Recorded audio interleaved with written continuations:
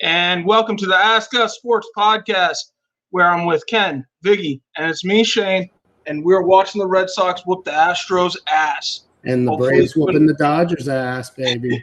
Hopefully they win 2 more games, and the Braves win 2 more, and we got a World Series. Ken and Shane versus Andy. And ask Ken, how would you feel about that? Series. I think it'd get feisty. I think it'd get a little bit feisty. I don't know. A little bit. Andrew, that's always been a dream matchup of ours since we were kids. Braves, Red Sox World Series. I mean, I was 6 years old when the Braves won the World Series. I was too young to really even know, to be honest with you. And it's been so long. It's been 22 years since the Braves went to the World Series. I was 10 when I remember that. I was 10 years old. But, man, this would be so special for me, even just getting to the World Series. Even win or lose in the World Series, just getting to the World Series this year would be a dream come true for me. So, absolutely. I remember when Andy and I were in high school talking about the Braves Red Sox, a dream matchup. I think it'd be something magical. I'm not celebrating yet, Shane. There's still a lot more baseball to be played. But, oh yeah. But man, Ken, jumping right into the ALCS, because you're on the streets of Boston. What's the feeling there? Oh, they all think the series is over before this game even started. Now, it was a shaky first inning, home run Bregman, I believe, right? Bregman hit the home run, but then Xander. If Xander's right, good. This one could be over quickly. This is going to be tough for the Astros. Greinke has not inspired much confidence, but this is going to be the key game. If the Astros can't pull this one out, the series may very, very likely be over. I wouldn't be remiss to say that. If the Astros do pull this one out, I don't know. If they can get it back to Houston, I'm not totally positive. I hate what we've seen from Chris Sale. He's basically a middle reliever at this point. He might only have a couple innings left in him for this series, and who knows what he's going to give you if you make it through. So there is an avenue for the Astros. They have to take a lead. They did take a lead, and then they squandered it very quickly. They got to get out in front pretty quick. That's the only way they're going to get this win. But this is really looking like every other Alex Cora series, in that the Red Sox are probably going to pull this one out by playing their game. Yeah, absolutely. A lot of people were kind of wondering what Dusty Baker was thinking here, because Greinke's only pitched 42 innings the last 3 months of the season. So it didn't inspire confidence in that department right off the bat. Andy, what do you think the Stros have to do to get back into this? It's tough, Shane, because losing Lance McCullers at the end of the division series and, this whole LCS is really what their downfall is. And that's why they're using Zach Greinke the way that they are, is because you don't have Lance McCullers for 2 games in this series. That's a big deal for if you're the Houston Astros, especially going up against this juggernaut of a lineup with Boston. And they are just firing on all cylinders right now. And it's not just because Boston's at home. Boston put up a ton of runs in game 2 in Houston. So Boston's put up 7 in game 1, I think, right? Was it? Yeah. So yeah, exactly. So Boston it doesn't matter where they're playing right now. They're firing on all cylinders. So losing Lance McCullers, I told you at the beginning before the series started, Shane, when I found out that McCullers was out, I said, with McCullers in there, I'm, thinking objectively, I'm going to pick Houston in 7. But now I told you, man, I'm thinking Boston in 5. I really am, because not having, LM for Houston is a big deal in this series, and it just ruins their depth, especially with Boston just, crushing. I think it opposing also starters says a lot too. and taxing the bullpen. Dusty Baker's really mishandled the bullpen, in my opinion, this series. He's really wasted a lot of them. That bullpen's super overworked right now, and you can kind of see it by Boston putting up all these runs. Great play by Bregman there. Shane. What is he? What can he do? Urquidy got blasted yesterday, and you don't have McCullers, so they're down their best starter, and what are you going to do? What can he do? So no, absolutely, and we'll see how it goes. So far, Game 1 has gotten off to a good start for us. It's 2-1 going into the second. But mishandling bullpens and bless you, Ken, and pitching rotations segues into our next topic, the NLCS. Andy, I'll head with you there. Dave Roberts made an interesting decision to bring Julio Urias out of the bullpen in Game 2. Was it Game 2 or Game 1? It was the last game. This is Game 3 right now, so Game 2. Yeah. So, which hindered Urias from being able to start Game 3 tonight. And he's been getting a lot of heat about that on Twitter. What are your feelings towards that? Do you think Dave Roberts has really just mishandled this pitching rotation? It's hard to argue that he, it's when you look at it, I was stunned that Urias went out there in Game 2, thinking, well, even if he's the Game 4 starter and Buehler was the Game 3 starter, he went out there and he exposed his card.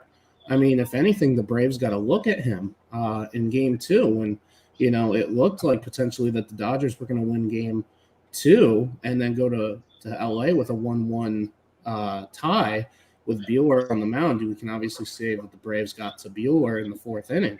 But then, having Urias on now kind of a shorter rest, not fully rested, going into potentially an elimination game for the Dodgers, hopefully, if the Braves can finish up here. That's a big deal, in my opinion, for Dave Roberts and the Dodgers. And I think it was a very interesting decision. And, if they don't win the series, that's something that he'll, potentially be judged upon. Yeah. What I thought was interesting was he brings Urias in, right, to kind of be the stopper in the 8th inning to try and bridge the gap to Kenley Jensen. So you're putting Urias in a situation that he's never been in before. He's never came out of the bullpen as a setup man. So I feel like he just put a lot of extra pressure on him. I thought it was a really strange move. You have plenty of arms. And you go. It's sort of like he goes to like over managing, not like managing incorrectly, but over managing. Like he goes to crisis mode way too quickly.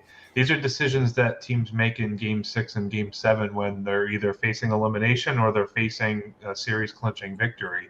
That's when you typically would, you'd see teams bringing in like Madison, the Giants bringing in Madison Bumgarner in the 7th inning or something like that. Like that's when you do that. You don't do it when the guy's lined up to start the next day and you pitch him for 1 inning. Now you've severely hamstrung yourself. It's a case of over managing, in my opinion. There's no need for them to go to like that crisis mode so quickly, so early in the series. They could have went with Gratterall in that situation. Coming out throwing 103 in the 8th inning is not easy to hit off of. And has Gratterall even seen the mound at all this series? Who has Gratterall even seen the mound yet? Yes. He was in Game 1. For sure. Okay. So Ken, I do have a question regarding the Braves. Jock Peterson kind of reminds me of a classic Red Sox guy in a way, at least his antics this postseason. He's been amazing.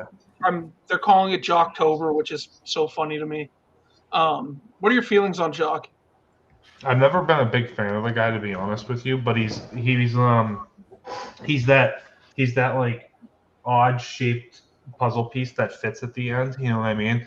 Like Johnny Gomes and like Kevin Millar and these absolute scrubs that nobody really likes until they find a place, they find a niche, and then like that community that falls in love with them and puts them on a pedestal, and they literally can never replicate it anywhere else. I think that's what Jock Peterson's doing.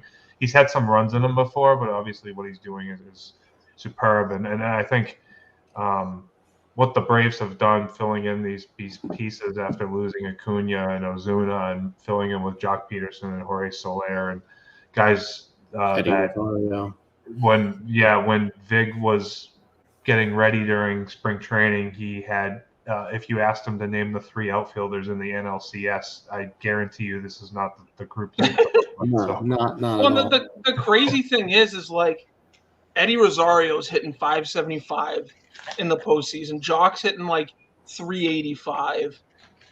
It's just these crazy pieces, and I love the fact that Jock is doing this against the Dodgers, who basically just traded him away for peanuts. They said, get out of here. We're done with you. We don't want you. They did it with all the guys that they got. They bargain bin shopped at the deadline, which is what everybody gives Chaim Bloom so much credit for. I mean, they did the same thing. Let's think about this, and this affects you guys too, because remember, Jock Peterson ended up with the Cubs in free agency, then got traded to the Braves. But then they basically said to Kiki Hernandez, we don't really need you back either. And he went to Boston, and he's been tearing it up for you guys in the postseason. They're getting World Series guys. I mean, Kiki's has been awesome in the playoffs historically. So, and obviously it's no change in Boston. I mean, if this were to be the World Series matchup, I think it would be the Braves. Maybe at the beginning of the season, you could be like, yeah, I could see Atlanta there. But no one other than Red Sox fans, I believe, would have expected this Red Sox team to even get this far, right? I mean, based on last season, I don't think anybody expected Boston to be where Boston is right now. And then, like you said, the Braves, based off last year with the roster, Braves could definitely, get back there. But do they win? I don't know. But so there were doubts on both teams, especially with Atlanta after losing Acuna, after losing Ozuna, Soroka re-tearing his Achilles, and so on and so forth. A lot of doubt with the Braves, especially winning 88 games but playing 600 ball after the trade deadline.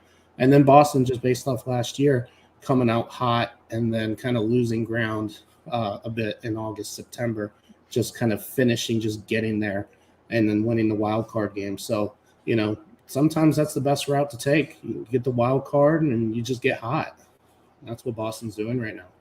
No, absolutely. And I mean, Ken and I are in a group chat full of Boston Red Sox fans, and pretty much all season we've all just been waiting for them to implode.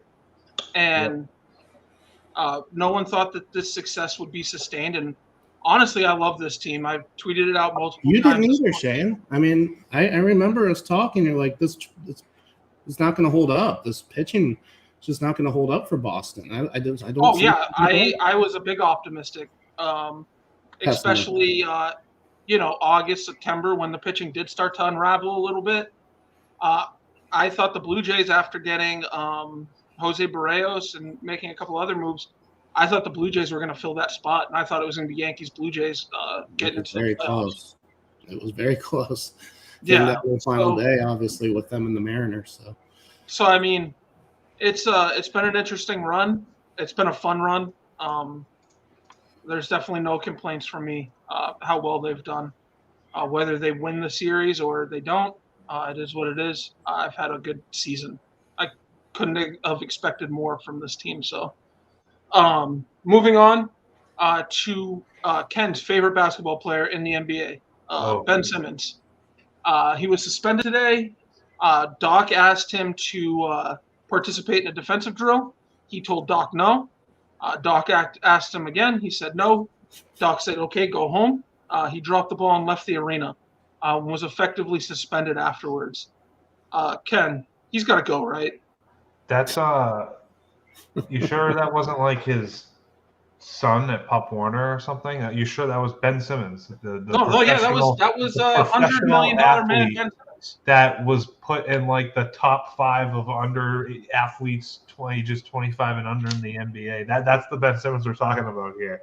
Like, seriously, where does this guy come off? What has this guy done to warrant this type of attitude? That for a team that has stuck by him and is utterly mediocre play for all these years, I feel like I'm missing something. Whether he thinks he has something because he dated Kendall Jenner. Like, do you guys have anything? Because I truly don't know where this guy comes off. He's made less threes than Boban Marjanovic has in the NBA. So it's like the quote of the day that I saw on Twitter from just a normal Twitter user was, who in Ben Simmons' circle is telling him that this is okay to do? Nobody. I think he pouted. I think he had a bad day and he pouted and didn't want to participate. And Joel Embiid said afterwards that they don't care about this guy. They want to win. So I think it's time that the Sixers got to get rid of him. Andy, where's like another James Harden situation, right? They got to move on from him, right, to salvage the season. It's better that he's not there than if he is here at this point for Philadelphia. They'll probably play better if he's not there. They probably will. You're probably right about that. Like, just let Tyrese Maxey run point and Seth Curry at the other wing, and just see what you got. I mean, they'll be fine. See, I feel like if this was any other coach other than Doc, Ben Simmons is getting away with this. We may not even hear about it. But Doc's not going to put up with that kind of stuff. He didn't put up with it in Boston. He didn't put up with it in Los Angeles with the Clippers, so he's definitely not going to put up with it in Philly. So I'd imagine Ben is probably going to be on his way out sooner rather than later, which is probably good. I'm assuming he's some kind of cancer to that team. And I watch Ben gets traded and the Sixers win the title. That would be insane. I hope he gets traded to like the Timberwolves or something. And I don't even know if the Timberwolves deserve him. I just want him to go to a really bad team, and really he would ship him to Orlando. I wanted to say Orlando, but I wanted to be nice to you, Shane. I'm not a Magic fan. But is there another all right. After that slate from Andy, I mean, that's not a terrible spot. Viggy, what do we got going on in Viggy Bets? Anything big? We're playing a lot of hockey right now, man. That's the biggest thing. Trying to collect a lot of data with the NHL. It's been a grind, to say the least. The first week of the NHL season has not really gone our way in terms of units. We've lost a good amount of units. I will not say specifically how many. You can follow me on Action Network, and you can see how many units I am down. But we got all season to get it back. The one bet that I have found that I've had some success with is goals in the first 10 minutes. Unfortunately, it's kind of a heavily juiced bet. I'm seeing market trends right now in the minus 150 to minus 160 range between DraftKings and Barstool. Those are the two sports books that hold that bet. We're 4-2 right now since we started doing this bet a couple days ago. So finding a little success with it, collecting data points every day between the first period, money line, first period over 1.5, first period, first goal and 10. So that's what we're really doing right now, kind of slowing down on the NRFIs and YRFIs as we get towards the end of the season, focusing on hockey. College football we're doing really, really well with right now. We had a really good day of college football, going 4-0 with our picks over the weekend. So that is one area we're doing really well in. Soccer we're doing really well in. So just keep plugging away at Viggy Bets. Also, the Match Bets is going really well on Twitter as well. If you don't know what Match Bets is a different kind of sports book. You sign up through the link that I tweet out and use the promo code Viggy Bets. You'll get 100% deposit bonus up to $1,000 when you make your first deposit. And you find other users that have placed a bet on a certain game, and you take the other side and your juice is 80% less, which means you're getting a heck of a big payout, a heck of a bigger payout if you win. And every bet that you make on match bets helps me out personally. So if you like Viggy Bets, if you like the brand, if you're loyal to Viggy Nation, try it out. Ask me about it. Say, Viggy, send me the link. I want to sign up. Put $100 in. You'll get another $100 right on top right after that. And let's try it out together. Feedback is always welcome. So I don't want to keep rambling on, but that's what we're doing right now. So follow at Viggy Bets and let's keep cashing. Hey, let's keep cashing. Ken, to you, ECBC. I know there's a football break brewing right now. So what's the deal? What do we got going on? It's bubbling. It's bubbling up. So we have a little football mixer coming up. We went with the old PYT with a Q revival, so kind of like a Top Shot or a NFT drop, if you will. Basically, everybody enters in the queue. I randomized the queue right before we went live, and now everybody's picking their teams. We're almost done. 2 people left to pick their teams, and then I will open up the rest of them. First come, first serve at that point. And when we fill, we will break. I expect the boxes by Thursday at the latest. So it's a good one. It's an Origins hobby box, an Origins International Blaster. That's new, so we'll see what that is. I've seen they're pretty good, actually. And a certified hobby, good old reliable certified hobby. So nice little mixer, 4 autographs guaranteed, I believe. So we'll see how that goes. And then I'll probably see what we can do for baseball. I have some inventory of baseball. And there will be a giveaway as part of the football break. Four winners, 4 separate winners, 4 cards, and they'll each be 4 different winners. So everybody will get, or 4 people will each get 1 card. Sorry, that was rough. 4 people will each get 1 card. That'll happen on the stream, as long as you have a team, of course. And yeah, we're still filling, and that's what is going on in our neck of the woods. Took me a while to get that done, but it's all shipped out. But now we are back on track.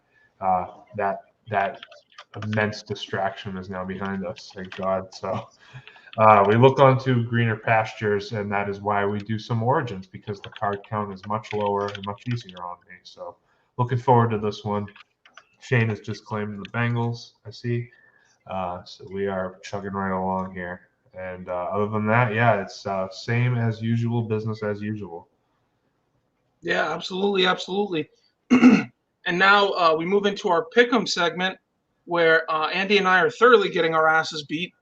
Ken takes a 5-game lead now.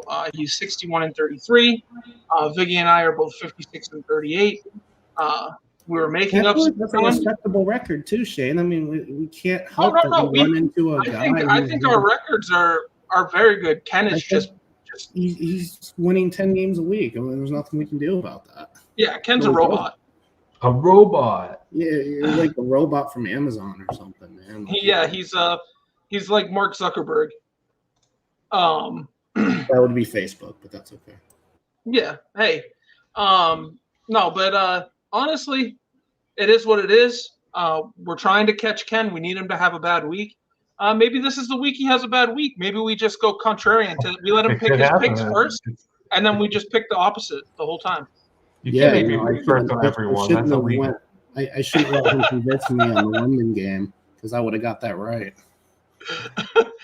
Hey, you changed it yourself. I tried to call you out on it, and you had a chance to stay with the Jags. So did Bellinger just hit a 3-run homer to tie the game. Are you fucking kidding me? That was awful. That was so bad.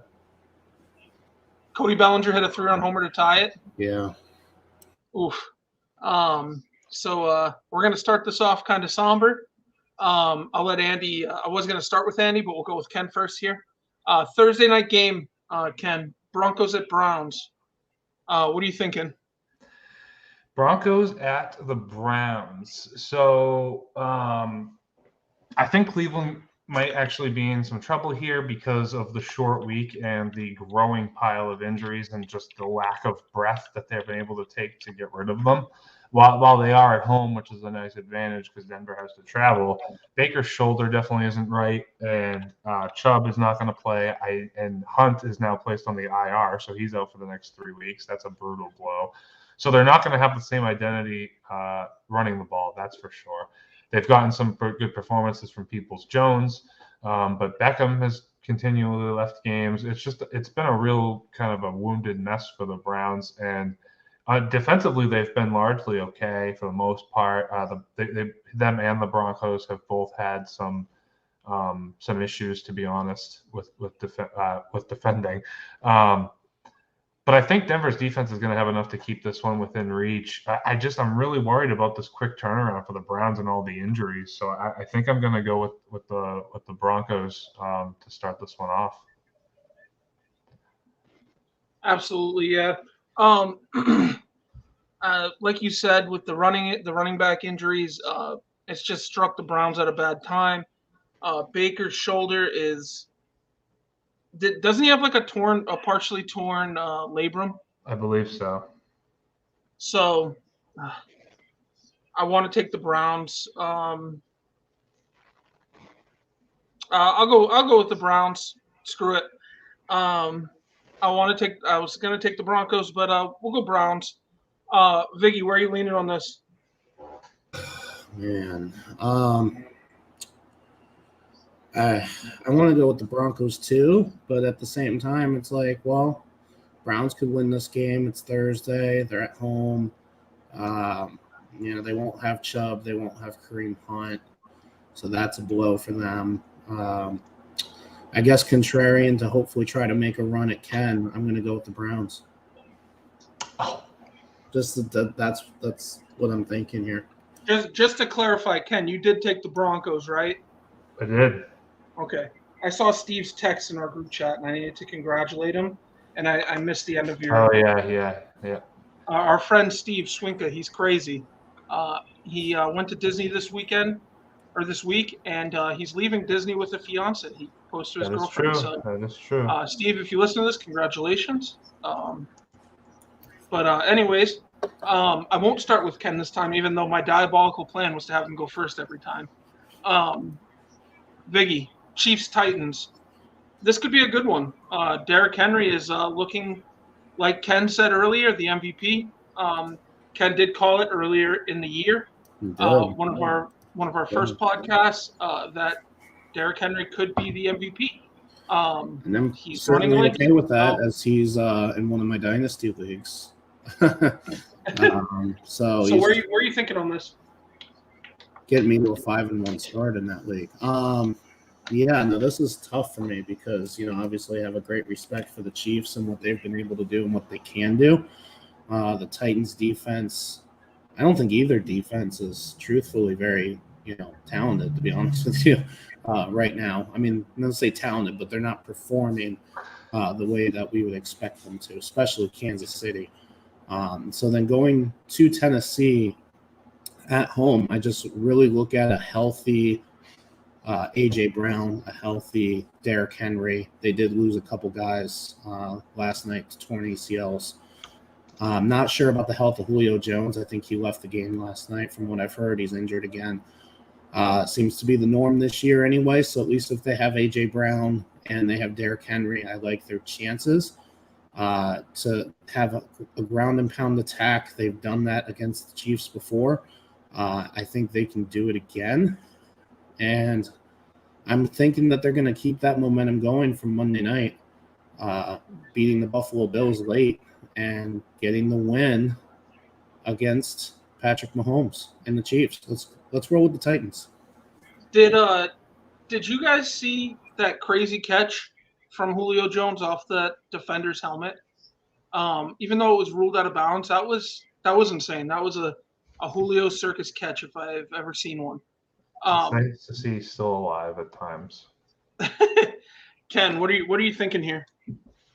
I mean, the only thing that worries me is Julio Jones, but I think this is going to be a song and dance all year. His hamstring is basically gone. I don't even know if it's there anymore.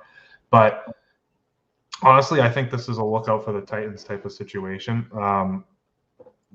unless Derrick Henry gets hurt, I just don't see an answer for this because it's becoming a month-long trend now. He had a bad week against Arizona week 1, which was 60 yards on like 3.1 or 2 yards a carry. It wasn't a great game. But ever since then, it's just been an absolute, utter path of destruction. And I don't think you can stop it.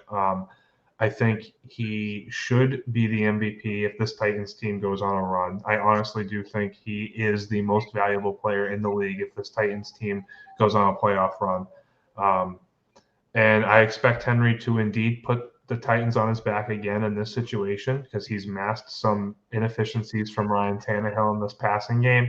A.J. Brown is starting to get back into the groove of things, and he looked good last night, so I expect him to continue to return back to his normal elite top 5 upside pace. And not to hype Derrick Henry even more, he is now on pace. I know the extra game, but he is now on pace to break the single season rushing record. So that's over 2,200 yards rushing. He is on pace to break that. This could be another historical season on the resume of the great Derrick Henry. The Chiefs' defense has been non-existent most of the time this season, like really, really bad. And I really don't think there is a prayer for them to slow down the Titans' run game. And without doing that, I don't see any way they can win, especially with the way Mahomes is turning the ball over. It's a recipe for disaster if the Titans can pick 1 or 2 or grab 1 or 2 balls away from the Chiefs. This doesn't line up well for the Chiefs, in my opinion, especially on the road. Just I'm going with the Titans, and I feel pretty good about it, actually. Yeah. So this is a tough one for me. I've gone back and forth on this one. I'm going to hammer the Chiefs here. I'm going to hope Patrick Mahomes can get the turnover situation settled down. I'm going to hope Darrell Williams can run the ball for 50 to 75 yards and a couple touchdowns. And Travis Kelce and Tyreek Hill can do their thing. I think it's going to be close. I think you're going to see the Titans have a heavy dose of Derrick Henry because that Chiefs defense has looked like Swiss cheese. They've had a hard time stopping the run all year. But if the Chiefs can just outpace the Titans, I think they'll be able to pull it out. I think it'll be close. But just to I got to play the odds here. I'm going to try and be sneaky and get one over both of you. I'll take the Chiefs.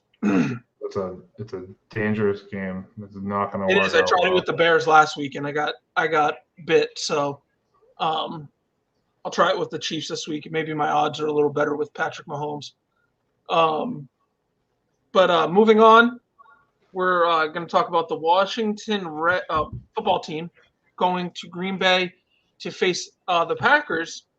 I'm not a huge Aaron Rodgers fan, but what he did to the Bears last week, after seeing a lady in the stands giving him the double bird after scoring a touchdown, and him yelling into the crowd that he owns them, and that Chicago's his city. I thought that was amazing. That's the kind of a little NSFW. That's the kind of trash talk that gets me rock hard. I loved it. I loved every second of it. It made me a little bit more of a Packers fan. And then he doubles down on it, going on Pat McAfee's podcast today, and says, because he's getting a lot of hate on Twitter and everything, and basically saying, has society become so soft that they can't take a little trash talk back? They can trash him, but he can't trash him back.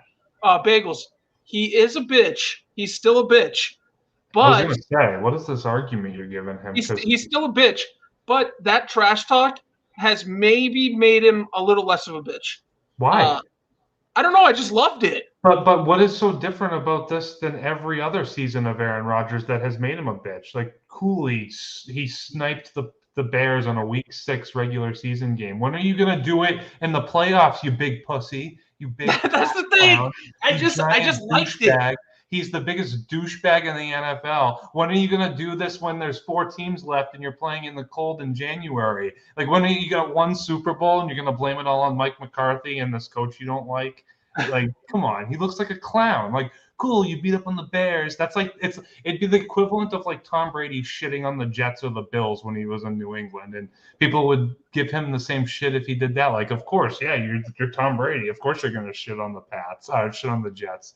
And yeah, Aaron Rodgers. Yeah, exactly. Now Aaron Rodgers is gonna shit on the Bears, and it's gonna be all better. Like, I want to see you. I want to see him talk shit against whoever he's playing in the NFC title game, because he had a clear path to the end zone in week 6, just like he had a clear path to the end zone in the NFC title game that he didn't take and cost his team the game. Loser. I still loved it. I don't care what anyone says. I thought it was great. He's still a bitch. I still full-heartedly believe that, but I thought that was good trash talk, and I liked him doubling down on McAfee's podcast today.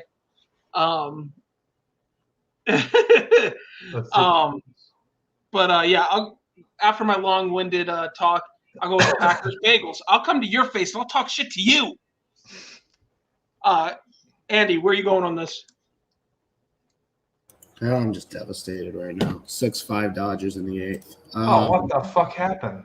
Yeah, what the fuck happened? Packers. I mean, Washington has no. I didn't pick a team. Washington has no edge rush. Taylor Heineke versus Aaron Rodgers, and Aaron Rodgers is at home. I'd pick the Packers if it was in Washington, let alone in Green Bay. I feel like Green Bay's going to stomp them. Yeah, I agree. With that said, Washington's pass defense it might be the worst in the league now. It's up there. It's definitely in the bottom 5. And at Green Bay, that's a big yikes. So this could be my survivor pick this week, debating on them or another team coming up, but we'll definitely. Who'd you take last week? Did you end up taking the Cowboys? No, I took the Cowboys the week before against. I think I've picked on the Giants back-to-back weeks. I did Cowboys and Rams. Oh, okay. Fair. So you're going Packers, so we're Packers across the board, which brings us to a game that I think could be very good. The Bengals going to Baltimore. The Ravens have been very good as of late. But I thought this offense looked good against Detroit. Jamar Chase looks like maybe the best deep threat in the NFL right now. He's been playing out of his mind. Joe Burrow has been very good. This defense has been better than advertised. But the Ravens did something Ken said that they should give a shot to, and that was let Devontae Freeman get a little bit of the running game. And Devontae actually ran the ball really well last week. We saw him do some good stuff in the run game. So Ken, what are you thinking here?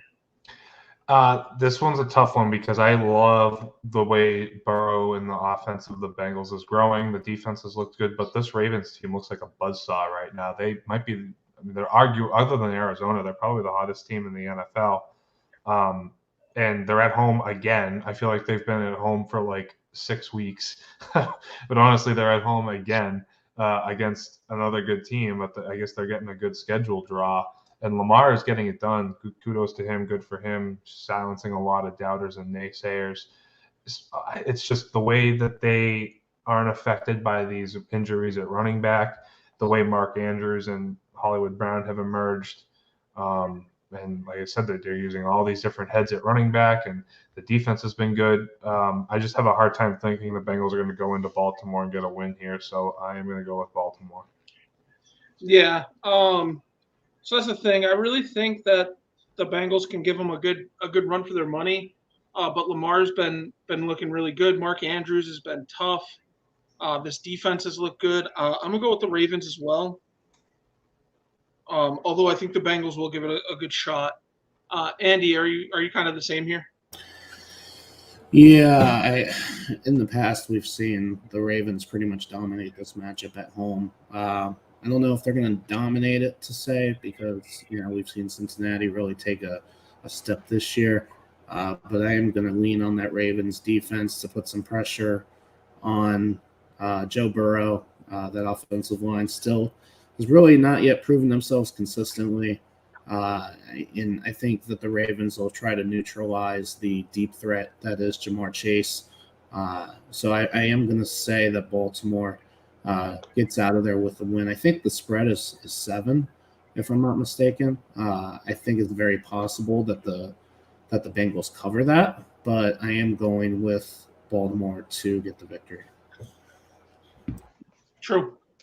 Next, we got Carolina visiting the Meadowlands, going up to face the Giants. I just think the Giants are arguably the worst team in the NFL. I don't think that Sam Darnold will have much trouble in his return to New York. I think Chuba Hubbard will run the ball well. You'll see DJ Moore, Robbie Anderson, Tommy Tremble. They'll all get involved. And then that Panthers defense looks pretty strong. So I think the Panthers get out of here with a win rather easily. Ken, I assume you feel the same. Yeah, I kind of wanted to pick the Giants here, to be honest with you, just because we've seen some reversion back to mediocrity for Darnold, and I do think it stems from not having CMC. This really is a different offense with CMC out. It's a different team. They don't have the same flow. They don't vibe the same way. It just doesn't look right without him. But Matt Rule has made it public that he needs to get running the ball. They need to run the ball. So I expect Hubbard to get involved much more this week than in weeks past. I think they really need to dedicate and do a lot with running the football, especially not just with Chuba, but also with some of these receivers. They have the skill set to have these receivers do, jet sweeps and reverses between DJ Moore and Robbie Anderson. These are all very, very fast guys. So he's going to have to get creative to make up for the loss of CMC. That's really what he needs to do at this point. This is a perfect chance for him to do it just because the Giants are such a dumpster fire. And I don't really want to pick on Daniel Jones because I don't think he's as bad as people want to make him seem. I think this is an awful situation, which has definitely affected him. And it's going to probably result in the Panthers coming out with a road win, I think. I like it. Andy, are you following suit on the Panthers beating the Giants? Hesitantly, yes. I'm a little concerned about the offense right now, as you guys alluded to. I'm leaning more on the defense to be able to get a rush on Daniel Jones, create a couple turnovers like Daniel Jones is kind of historically known for making. And hopefully, as Ken said, the running game is alive and Chuba Hubbard, that could set up some plays for DJ Moore down the field that I think could be the difference in this matchup. So yes, I am going Carolina, but if you're going to make me, pick a number from 1 to 10 confidence-wise, it's more like a 4 or 5 right now, to be honest with you. Fair.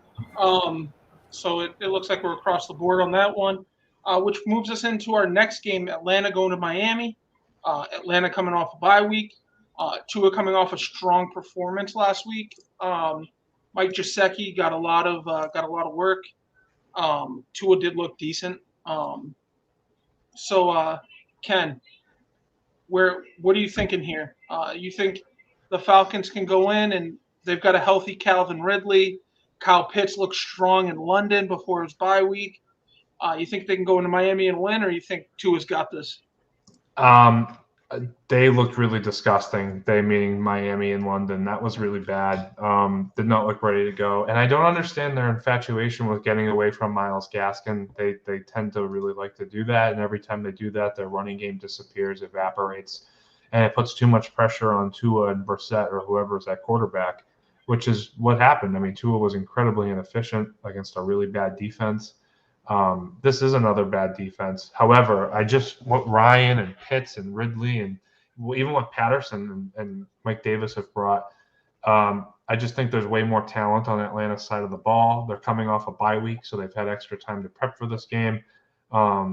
It's a short travel. I do think Atlanta has what it takes to pull this one out here, and I'm going to go with the Falcons.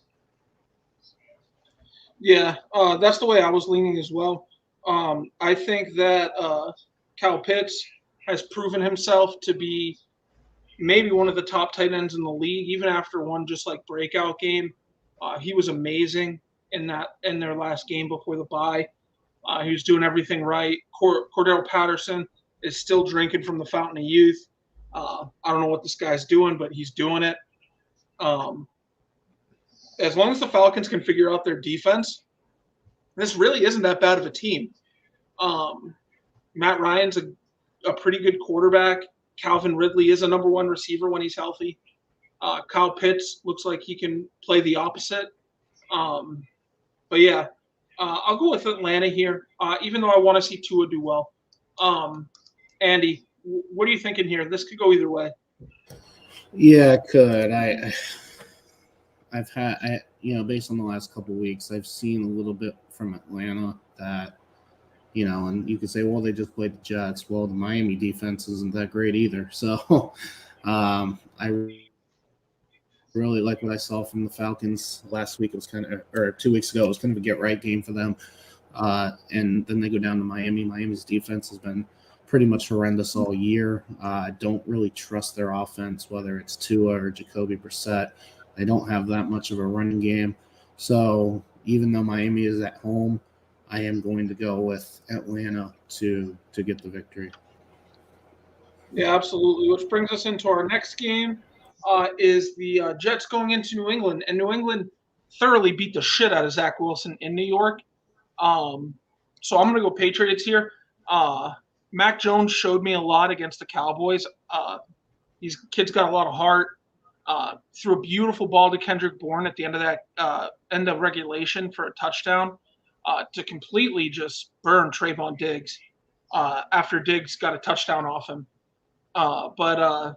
Yeah, I'm going to go Patriots here, and it's not even a hard decision. Andy, where are you leaning on this one? Yeah, I mean, even the Patriots' losses are really, really close. I feel like they could easily be potentially 3-2. Or better. Yeah. Yeah, definitely. So, yeah, I mean, for me, it's like, well, the Jets do have showed some flashes, but for me, I mean, I go back to what, this game was in New York and think, well, it could be that much worse in New England. So, yeah, I'm going to go with the Patriots. So, Ken, you were actually at that Cowboys game. Yeah. What are your before you make your pick? What are your thoughts on Mac Jones after seeing him live? Honestly, that was an incredible game. Really, really incredible. One of the best games I've ever been to, and the thing that I really enjoyed the most was when Mac. It was the answer. So Shane already alluded to it, the Kendrick Bourne play. So we've been saying, we as in Patriots fans have been saying for weeks, like, we need to take these training wheels off. We need to let this kid make mistakes. We need to see what he can do, because these mistakes are good things. That's how you learn. That's how you get better. Let him go out there, let him make these mistakes, let him make these adjustments, and let him grow as a quarterback. And that is sort of what happened a little bit last week. You saw it. I mean, he threw a pick six, a brutal pick six where they took the lead back. And then the very next play was that Kendrick Bourne touchdown, which does say it was not good coverage, obviously, by the Cowboys secondary, but it was incredible to see. He showed he's got some balls. The other thing that really, and I will say this might have actually won me over on the Mac Jones campaign, was there was a play when N'Keal Harry literally did not know what to do, was completely lost, didn't know the motion, just completely aimlessly wandering. And Mac Jones got pissed, and he snapped the ball, and he threw it out of bounds, and he went over to the sideline, and he was livid. And it gave me a little bit of like, oh, yeah, that was awesome, because it reminded me of, like, the good old days when Tom Brady would get pissed and yell at people, and it's like, there's somebody on this team who's been here longer than 6 weeks, so why is this 6-week-old quarterback telling people where to line up and where to show motion? And it showed me that this guy kind of gets it. Like, he's got the right mentality. And with Belichick, I think he can grow into the role of a starting NFL quarterback. And I hope that them being so careful with him doesn't hinder him enough. But, I mean, with all that said, I have no reason to pick against them in this game. They played the Cowboys really well, and the Jets are a disaster. If this was one of the other survivor picks I was considering, because I don't know many other times you're going to get to use the Patriots comfortably. But but max over 70% completion percentage is probably going to be enough here against a very, very second-rate defense. So Damian Harris will have a good game. This will be a nice little pick-me-up, nice little boost for the Patriots offense, I think. I agree completely with each sentiment you just said. I love seeing Max show some emotion. It's definitely what that Patriots offense needs. It's shades of Tom Brady, stuff we didn't have last season. So I'm excited to see, where this leads us. But anyways, this brings us into our next game. We've got the Eagles going to the black hole. Andy, these are kind of two of your darling teams. You do like both of them. Eagles more so. Do you think Jalen Hurts has what it takes to go to Vegas and get a win? Certainly. I'm not the biggest proponent of the Raiders defense. However, I really like how they played on the road at Denver last week, and that makes me kind of, ponder, going with the Raiders might not be a bad idea in this case. I think it could be a shootout of epic proportions if, Jalen Hurts can find some receivers. And a lot of it is the Eagles just choose not to have a running game. And I think they're putting Jalen Hurts in a tough spot, with not having a running game. So if they can find a running game that helps Jalen Hurts in the passing game, I just don't know if that's going to be enough to beat Las Vegas team that, really kind of got through all the emotions of last week and came out, stuck together, and faced adversity and got a big win on the road in a divisional environment. So I'm going to go with Las Vegas maintaining their momentum and getting a home win against the Eagles. Absolutely. I'm actually going the Raiders here too. I just want to see the Eagles let Jalen Hurts loose. I feel like they're being kind of conservative with him as well.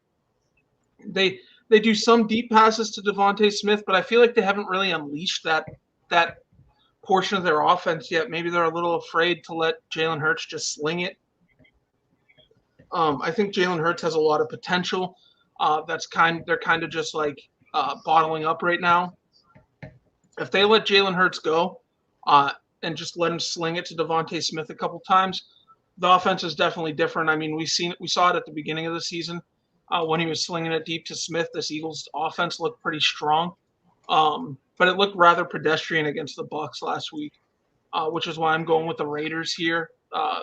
Derek Carr and Henry Ruggs looks like a really great match made in heaven for that team. So, yeah, I'll take the Raiders. Ken, where are you at on this one?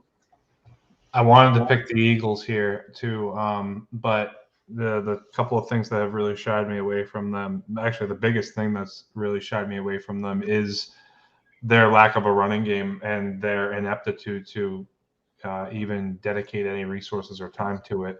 And it's not like they don't have the bodies, because Miles Sanders and Kenneth Gainwell are definitely average to above average running backs. So there's no excuse. They just don't give it the value, and it's severely hampering what Jalen Hurts can do, because they were saying, he has the upside to be like a Lamar Jackson. Well, he's not going to be Lamar Jackson if you don't let him try to be. So they're containing this offense a little too much, and I don't think it's polished enough for this type of controlled play calling.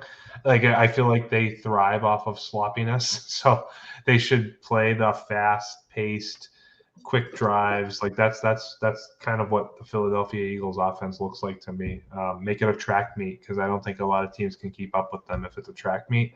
And until they do that, they're not going to have much success. So the way the Raiders played last week, didn't look like they missed Gruden. Looks like they have a pretty decent operation going now. So I'm pretty happy with picking the Raiders at home. Absolutely. And then we go into a game that I think is going to be an absolute bloodbath. The Lions at the Rams. Stafford getting to play his old team again. Stafford's going to be ready to play. In my company's DFS stuff, I'm pretty heavy on the Rams this week. I've got a few Rams players running. Yeah, I think the Rams destroy the Lions. I don't think it'll even be close. Ken, what are you thinking here? Yeah, the revenge game, right? This is a big revenge game. So It's kind of like double revenge game because like Goff too, right? Goff coming back to LA. I guess. Oh yeah, that's true. True, double revenge game. But man, I don't know. I agree. This is going to probably be a bloodbath. Frankly, on a related note, the 4 o'clock games are pretty terrible. Did you guys notice the spreads on the 4 o'clock games? They're like all double digits. So Yeah, I mean, don't know. well, you've got the 4 o'clock games. What? It's the is it the Eagles, The Eagles and Lions? Raiders, I think, is the smallest spread, right? Yeah, and then you've got Lions. Lions, Rams, Bears, Bucks, Texans, Cardinals. So yeah, it's gonna the spreads are ginormous. 425 is looking like blowout hour. So yeah, this one I think might be the worst of the bunch too. Honestly, I think McVay is going to want to stomp on Jared Goff's head. That's kind of what I expect. So they're going to run the score up. I think a big game for Darrell Henderson, actually. Yeah. Andy, I'm assuming you're following suit here and going the Rams. I even wrote it down already. Don't do it, Andy. Well, you wrote it down already. Now I have to pick. No, I'm just kidding. Okay, you want the Lions? You want no. them. Yeah, I'm going with the Rams. Not much for me to. I just feel like it's going to be, like you guys said, a bloodbath. And the only nugget I'll give here is that we'll see how Jared Goff responds to his head coach, basically publicly saying that hasn't been very good. He needs to step up more. Dan Campbell, the press conference at the end, the post-game press conference, basically said verbatim, Jared Goff needs to step up more. He needs to be a better leader, better quarterback for this team. So it'll be interesting to see how he responds, especially now. I really hate that. I really hate that because Dan Campbell knew what he was getting when he got Goff. Goff isn't an outspoken leader. He never was in LA. It's one of the reasons I think McVay wanted to get rid of him. I mean, he doesn't really inspire that like leader mentality, in my opinion. He's a game manager. He's Trent Dilfer. He's Jeff Garcia. I think he's a little better than that.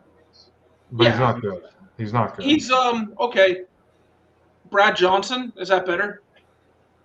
Yeah, I guess. Like Rich Gannon? He's not as good. I don't think he's not as good as Kirk Cousins. Like he's not.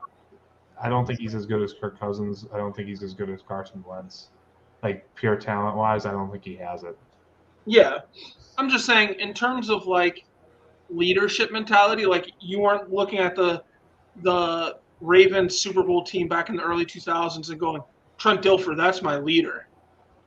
Or looking at the Bucks and going, oh, Brad Johnson, he's the leader. No, everyone looked at Warren Sapp, Ray Lewis. But they didn't. But those guys also didn't like fold over themselves, right? And isn't that the argument with Goff? Is that he just completely evaporated at times? Yeah, I mean that's true. And that's why they won a Super Bowl, right? Because like they were. Yeah. Like you don't have to be good. You just can't be bad. Because that Rams team really could have beaten the Patriots in that Super Bowl. They should have. Most people thought they would. If Goff didn't completely disappear, that Rams team could have wiped the floor with the. And that's why people say it was the grossest Super Bowl ever, because we probably weren't a Super Bowl team. Like I mean, we were because of our pedigree and our quarterback, but that was a team that should have came in and beat us. Yeah, and Goff completely disappeared. The stage was too big for him. The lights were too bright, and that happens. Before we move off the Rams, I do want to ask Ken, because I know Andy. I sent Andy the trailer. But did you see the trailer for the new Kurt Warner movie that's coming out? What? No. Yeah, there's a Kurt Warner movie coming out about his life. Why? Because and about that Rams Greatest Show on Turf Super Bowl. The overrated show on turf? It didn't. Okay. I'm just excited to see. I'm a Kurt Warner fan. Who's playing Kurt Warner? Oh God.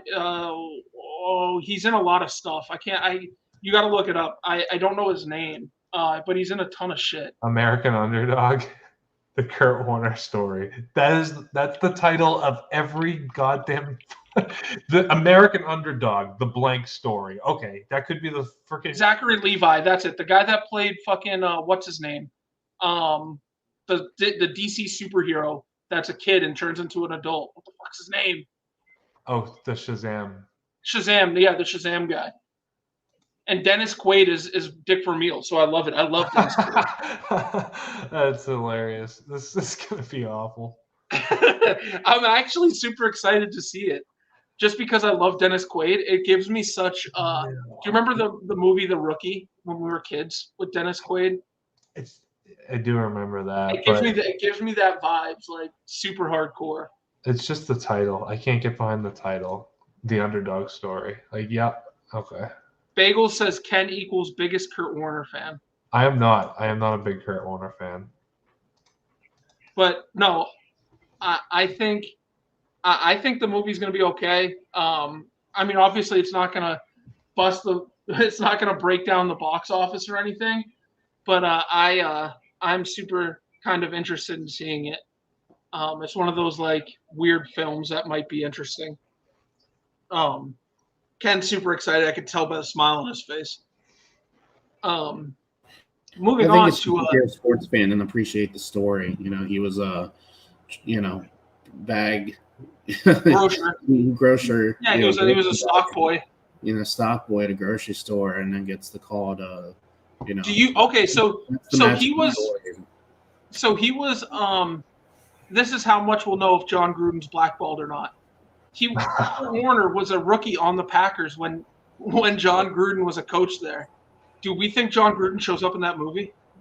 No, not. He's so irrelevant to. He's not like it's a movie about like David Carr, Derek Carr. Moving on to another quarterback that should have a movie about his life. We got the Bears at the Bucks. Andy Dalton. Justin Fields? Andy Dalton movie. Oh, he's just a rookie, Shane. What the hell? I was thinking Tom Brady, but yeah, or Kyle Trask. Yeah, this is gonna be another one where I'm just like, there's not much thinking here. I'll take the Bucks. Again, any Bears player that can do a deed and get rid of Mike Evans for me before he breaks the receiving yards that we have a bet on, come talk to me. I will give you any card that I own to destroy Mike Evans. But yeah, I'll take the Bucks. Ken, I assume you're going the same. Yeah, but just with the way Leonard Fournette has turned into a workhorse, and I think actually the one cool thing to look out for from the Bears side of things is that Khalil Herbert looks pretty good. So look out for that. He might be the guy to fill in David Montgomery's role for the rest of this year. Other than that, it's pretty much not going to be good for the Bears. Bucks will roll by double digits, most likely. Just the no passing attack from the Bears is not going to equate to a victory here. Andy, Ken mentioned Fournette becoming kind of a workhorse. Where did this Fournette come from? Because he was never really a good pass catcher in Jacksonville. And all of a sudden, he's catching balls out of the backfield, and he's doing a lot of stuff in the pass game. Man, you go from a Jacksonville organization where they did nearly get to the Super Bowl, but the culture there is suspect, to say the least. This was pre-Urban Meyer, but even then it was like, I always saw the Jags as kind of a one-hit wonder anyways. I just don't like their culture down there from an organizational standpoint. I just don't think that they got the true best out of him, and harnessed his full potential. And, anytime you hook up with a guy named Tom Brady and, you have a strong coaching staff there, I just think it was the perfect match for him. It was kind of a turning point in his career after he got released by Jacksonville that did anybody truly want him? And here Tampa Bay gives him a shot. He gets to play with Tom Brady. Tom Brady really kind of helps hone in his skill set. And I think it was just a perfect match. And we're really seeing that this year. We still saw the Ronald Jones, kind of running back by committee last year, but we're really starting to see Leonard Fournette, the cream, rise to the top. He's always been that talented back, and we're finally seeing it here. And he's hitting his prime as well. So it's really, really nice to see. And he's my RB1 in our Dynasty League, so I'm very happy to see it. So we're going Bucks $8. here, right? Right, Andy? What's that? You're going Bucks here, right? Yes.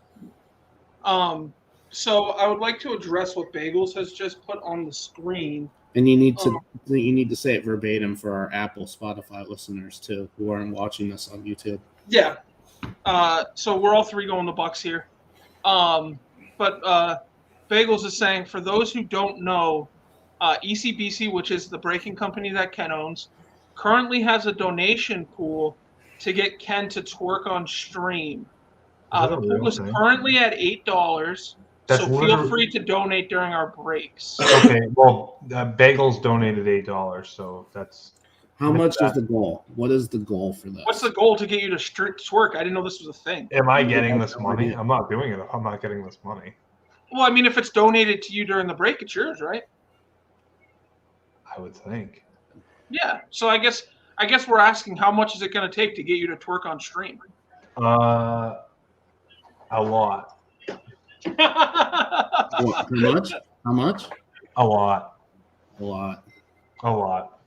4 figures, 5 figures. Oh, wow. 4 figures? I would do it for the ECBC Discord's a pretty big community. Oh, he said he'd do it for 3 figures. I'm thinking. I said 4. 4 figures. Oh. I'm not doing it for $100. I would do it for more. Yeah. Oh, if you somehow were to get 4 figures, then screw it. Yeah. What the fuck? Why would I? I think if someone donated Ken $1,000 on stream, like his jaw would drop. I think he'd drop everything in his hands. I do a lot on stream for $1,000. Not everything, but I do a lot. Wow, this turned into OnlyFans quick. We got to think of something, guys, to talk about, because these next few games are rough. They are. And they're going to be quick. We're going to get through them quick, because Texans at Cardinals. No one's taking the Texans. I'm sure all three of us are going to take the Cardinals. I'm taking the Cardinals. David Smills isn't beating this Cardinals team. Kyler Murray is on fire. I think they have 3 receivers with 300 yards each. AJ Green, Christian Kirk, and DeAndre Hopkins. And then Rondell Moore has like 250. So Kyler's spreading the ball around like a madman. Looks like the MVP right now. Yeah, I'm taking the Cards. This isn't even going to be close. Andy?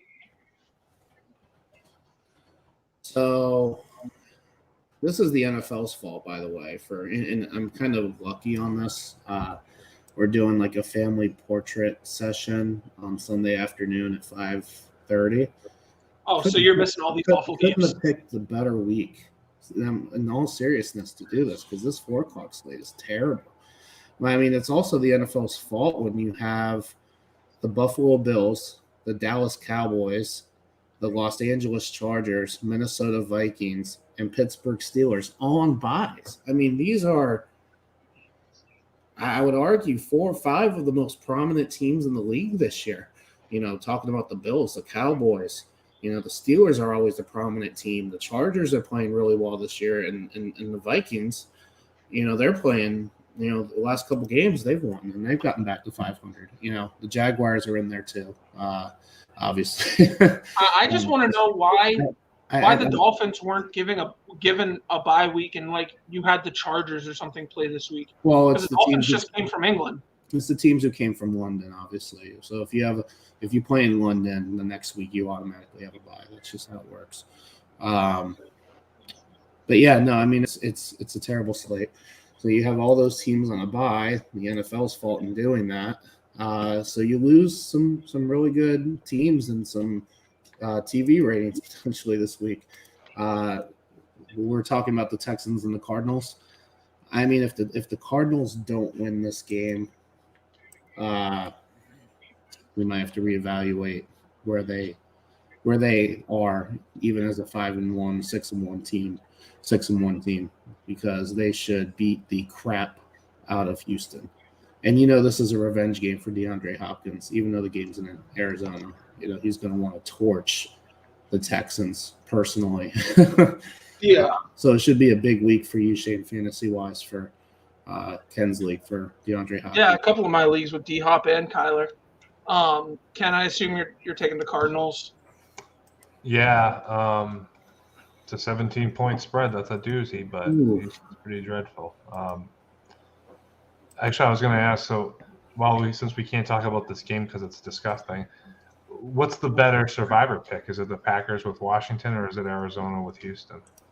I would say Arizona, because at least with Washington, you have some respectability with their, name respectability with their defense. I mean, you still have Chase Young, you still have, Kendall Fuller, you still have Montez Sweat. Yeah, so I mean, you still have some talented guys on that roster, and at least a guy at quarterback in Taylor Heineke who has shown flashes and has, kept the Washington football team competitive.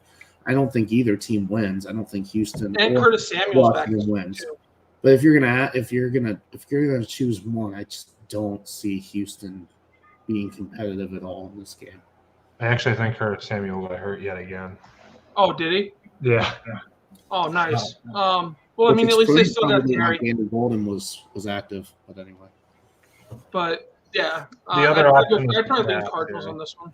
The other option is the Pats, because it's probably the last chance to use them as Patriots, a survivor pool. Yeah, I think it's the last chance to use them if they survivor pool. I don't know There's about their strategy in that too. To be honest with you, I mean, Arizona. Because this is their last game with the their last game with the Jets. Then they got Chargers, Panthers, Browns, Falcons. You have to use them. Actually, yeah, this is other than at home against the Jags on week 16, which pool will probably be over by then. So might have to go with the Pats. We'll see. Then we go into Sunday Night Football, which doesn't get much better. You got Colts at Niners. I think it's a little better. It's watchable. Yeah.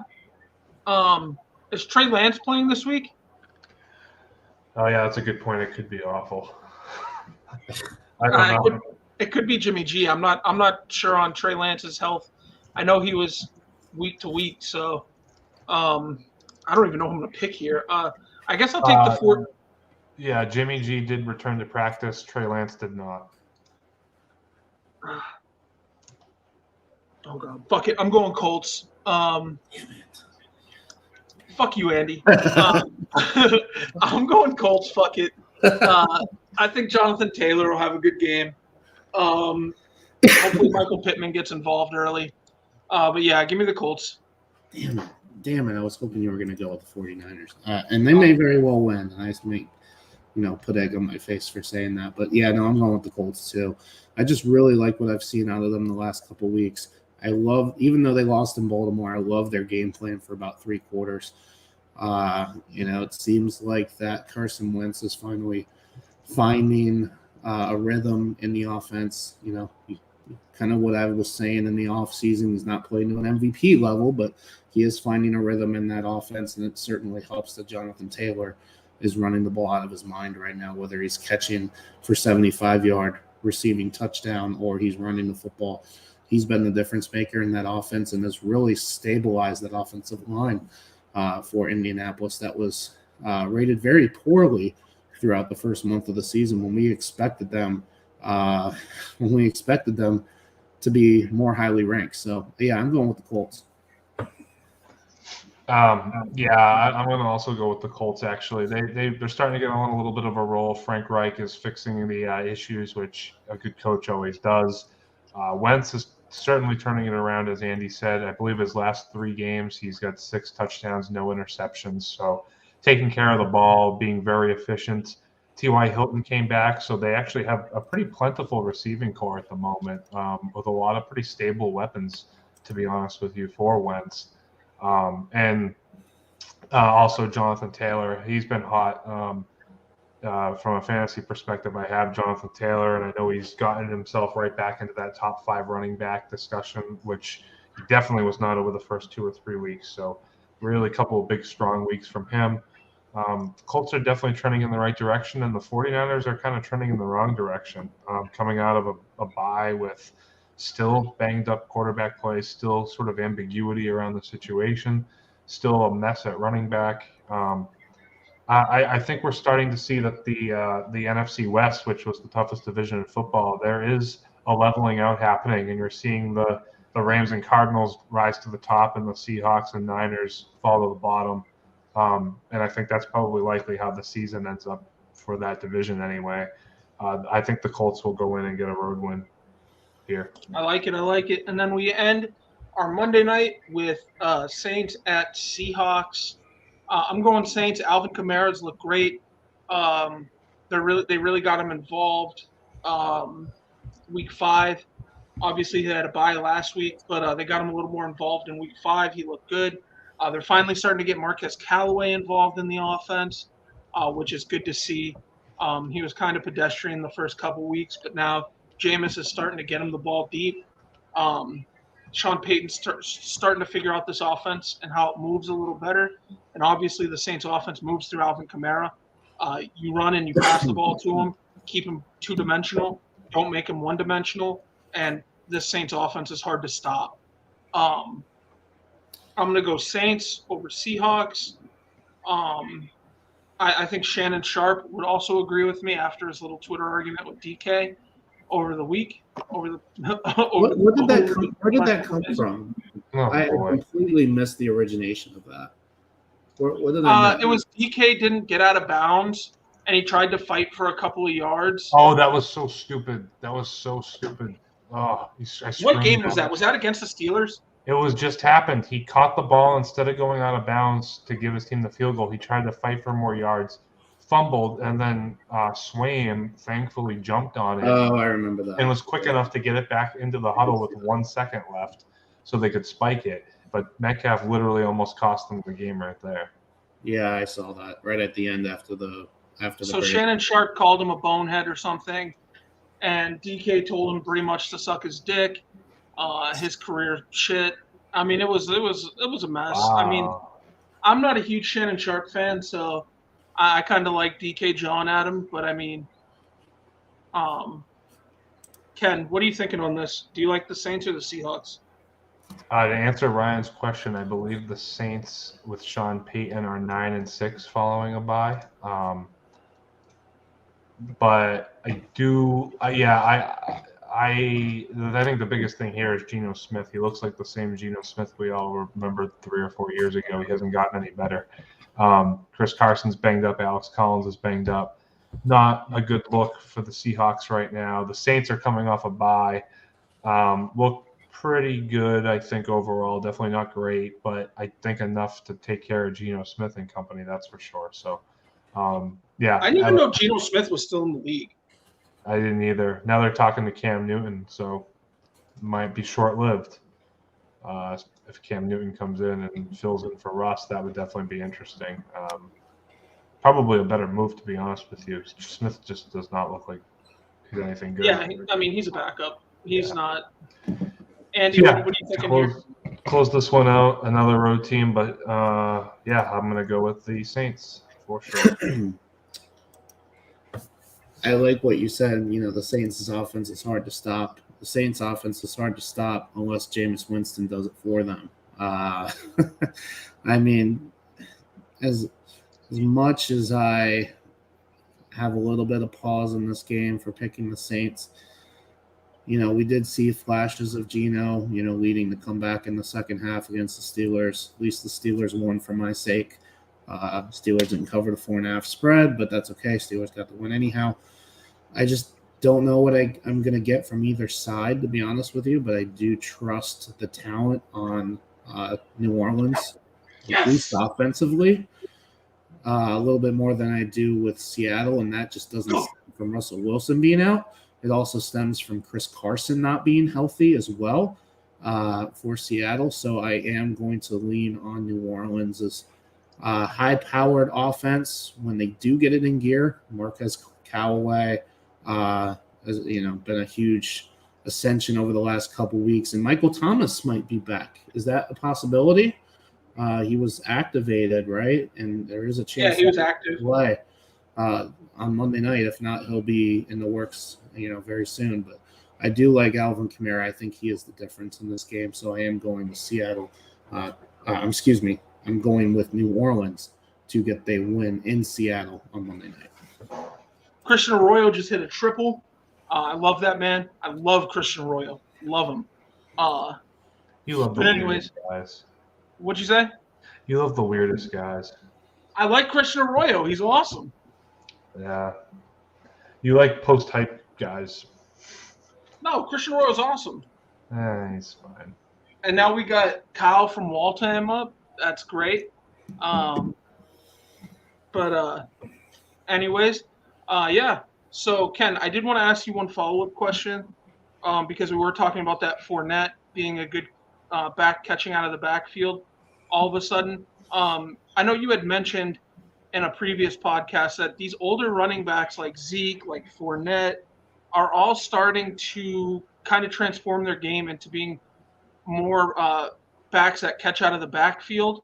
They're catching more passes out of the backfield, which has added another layer to their game. Is that kind of extending their career as well? I would say so, and I think it sort of I think it's becoming a trend because I think what every NFL team copied, everybody's trying to be the smartest guy, right? And what every NFL team copied is you have your power back and your scat back, and that's what everybody did. And so it became very obvious what play you were running. So when Derrick Henry was on the field, you knew what you were doing versus when Deion Lewis was on the field. And same thing with Alvin Kamara and Latavius Murray, and even was it? It might have been Rojo and Leonard Fournette, but it's there's plenty of examples of situations where you have a clearly defined passing back and a clearly defined running back. Washington probably has the biggest anomaly one right now between Gibson and McKissick. But the thing that's making it really difficult is now you're seeing guys like Derrick Henry, Ezekiel Elliott, Leonard Fournette on career catch paces, which adds a whole new element to the game that they have to respect that you didn't before. And I mean, like I've said it on this podcast before, a world where Derrick Henry can also catch passes is an offense that probably cannot be stopped. I think Tom has certainly found a definite connection with Leonard Fournette, who looks spry again, like his early days in Jacksonville. And, I think Jonathan Taylor is kind of like the newest guy who's doing this kind of hybrid type of role with guys like Alvin Kamara and CMC. But you're seeing like the wave before that generation, as Shane said, the Henrys, the Zekes, they're starting to do this now, which is definitely boosting the longevity of their careers. Yeah. Zeke was the main one that really was like, wow. He started off slow, but now since they've been getting him involved in the passing game, he's been excellent because teams don't know to stack. Teams at the beginning of the year were stacking the box against him. And now that teams can't really stack the box against him because they've got to respect the pass, he's been finding holes. He's been getting 100 yards pretty much every game. He's been great. It's one of the main reasons why I think the Cowboys have a great shot of winning the NFC. Is off the back of Dak and Zeke. So we'll see how it goes. But yeah, that's our show for tonight, guys. Ken, tell everyone where we can find you. It is next to the impeccable record, right down there at the bottom, at Kenbo J Slice and at EC Breaking Co. New break is open. It is filling. There are 18 teams still available. Lots of good ones. Grab your spot. There's giveaways happening. Hopefully we'll go down this weekend. And if you're interested, by all means, please reach out to me in a DM. We'll hook you up and show you a good time. So, Andy, where can we find you, brother? Probably in a dark room with some hard liquor right now after that finish in LA, honestly. But no, you can find me at Viggy Bets on Twitter. Did just cash a first period spread bet with the Edmonton Oilers with a wild first period, claiming the 3-2 victory in the first period. So that was a plus 116 cash. So going 1-1 on the first period spread bets for the night and going 2-1 overall with the first period, goal in first 10-minute bet. So not a bad night from the NHL point of view. Did look at some bets as well. I love the 3x2s on FanDuel. Unfortunately, the first one did not cash. It missed by 7 seconds. I might hit you up, Shane, trying to get a refund on that one for the bad beat. But hopefully the one in LA will cash. I need something good to happen for me in Los Angeles tonight. So I need that 3x2 to hit in LA for the Warriors and the Lakers. And I also have the Warriors plus 3.5 in that game. Taking a stab at Steph Curry and company, Wiseman, keeping it close against the Lakers tonight. I'm not sure. We'll see how things go with Russell Westbrook in the Lakers uniform.